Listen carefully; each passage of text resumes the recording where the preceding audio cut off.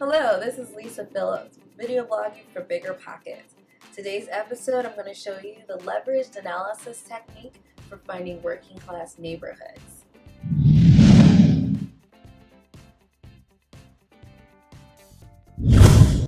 Hi, today I'm going to share with you my systematic way of finding working class neighborhoods and the properties for buy and hold real estate investing.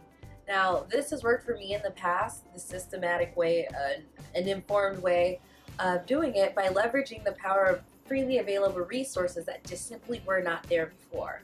But now they are, and I put them together in a system that I want to show you on how you find these properties and how you minimize the chances of finding a dud and also not wasting time and safely doing it by looking at key metrics. So the metrics that I use that are crucial for working class neighborhoods are not schools. I know in every other real estate adventure that's the first thing you look for, but those don't necessarily give you the best return on investment. In the working class neighborhoods that I go in, the schools are not the most important metric that you're looking at. There isn't usually a premium to be next to a certain school nor a price and spike increase. And I just want to say personally, growing up in a working class neighborhood, it's just because there's just such a huge sense of it's not the school that's going to determine if you're a success, it's you. So, public schools are usually fine because if you're good, you're going to rise to the top. So, they don't need to pay more. And, me and everyone I grew up with are perfect examples of that. We're all very successful. So that's just my own personal experience. So you can put it in perspective of why there's not that necessary high premium to get them in a certain school because they're going to rise or fall based on their talents. And so when you really look at it, what really differentiates it and the key factors I call C.P.R. are crime, photo count, and rents. Now, crime, that's basically it. Most of the bias that went against these neighborhoods was because of the crime factor. They assume it's a war zone if it's in a price range. I prefer the under $30,000 mark. However, when you look at the crime reports, well, these are freely available. You gotta leverage the fact that you can see these now.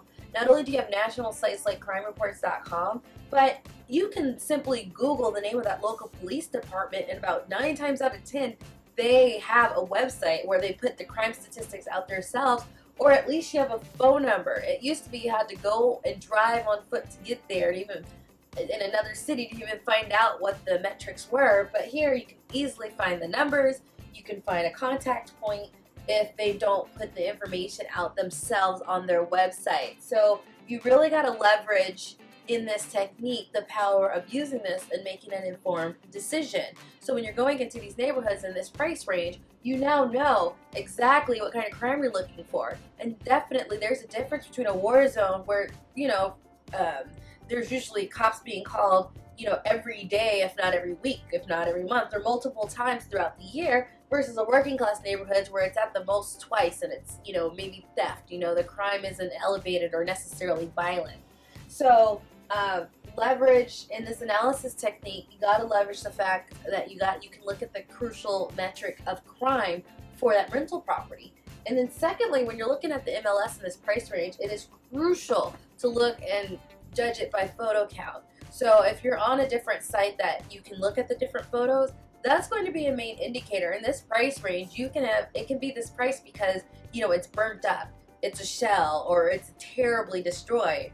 Or it can be because, it's just a foreclosure in a distressed neighborhood.